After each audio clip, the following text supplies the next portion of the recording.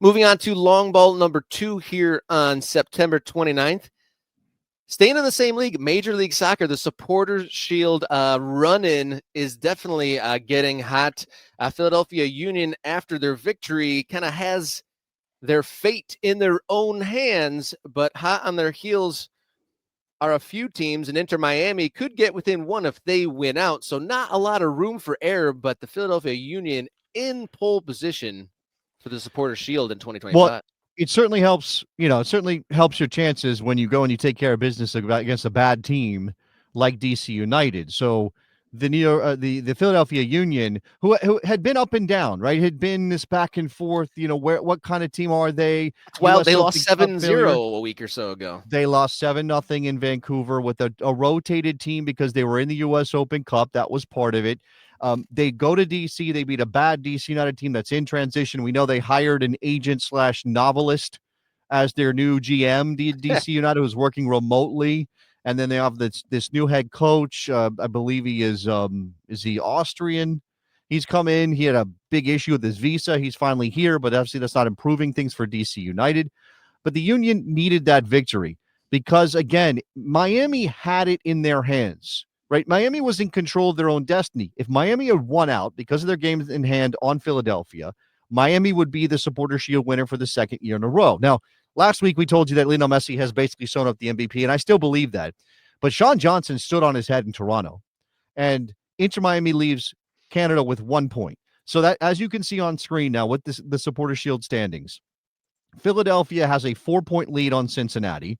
Cincinnati, who had that loss to Orlando via the, or was that a draw? Excuse me.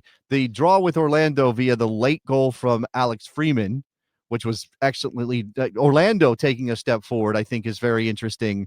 Not necessarily a Supporter Shield contenders, right? They're not going to be in that mix, but they did get that big draw off the late equalizer from Alex Freeman, and that hurt Cincinnati's chances of Supporter Shield as well.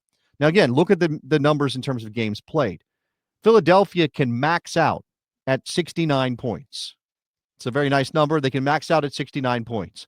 Inter Miami, with 4 games to play and 56 points, can only max out at 68, Rob. 4 times 3 is 12. 56 plus 12 is 68. So if Philadelphia wins both of their games and Miami wins all 4 of theirs, Philadelphia is still the Supporter Shield winner. And I think it's interesting, and we do have our Supporter Shield people. I mean, our Supporter Shield Union people in the chat. Shout out to Mike Thomas.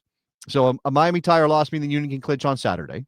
Right? Again, there's mathematics involved here. I'm talking about if they win out, but clearly it can happen sooner than that. But I guess from Mike and any other Union fan, do you want to win this Supporter Shield, remembering what happened the last time you did? Remembering that you still don't have the MLS Cup that you covet, that your record in those finals has not been great, and this could end up as a consolation prize. I mean, you want to win the trophy that's in front of you if you have a chance to win it, Rob. But the Union are a team that have famously not brought home the big prize, and that should be the focus. So, I guess if you can get it done this weekend because Inter Miami drops points, then sure, go win it.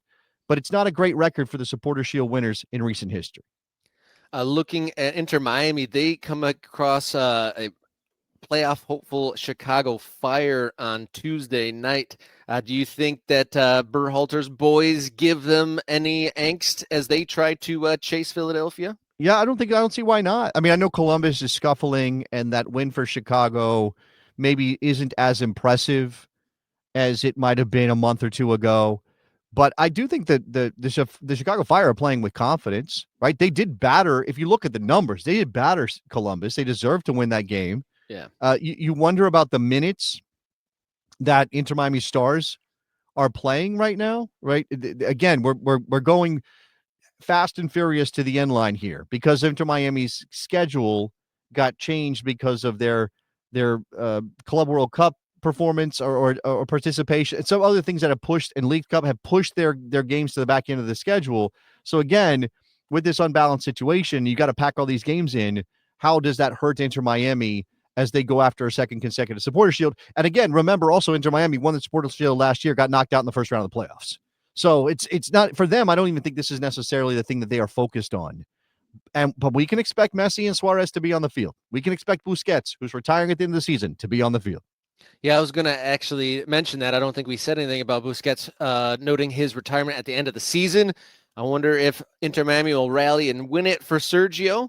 And I think the question after the show I'm going to put up on the comment or the community section of the Morning Kick Around YouTube channel is, what is the standout? What is the legacy moment going to be for Busquets outside of, roughing up some youngsters in Seattle?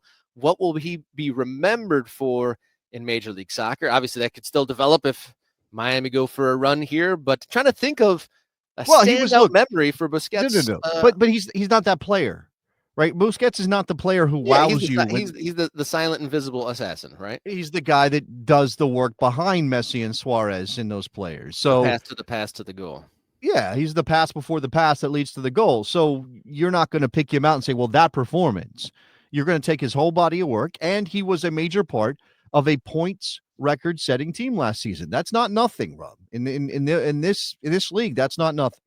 I'm glad you mentioned that, because it is important to remember, and it's interesting how that's been spun as if last year was a disappointment for Inter Miami. We shall see how this plays out.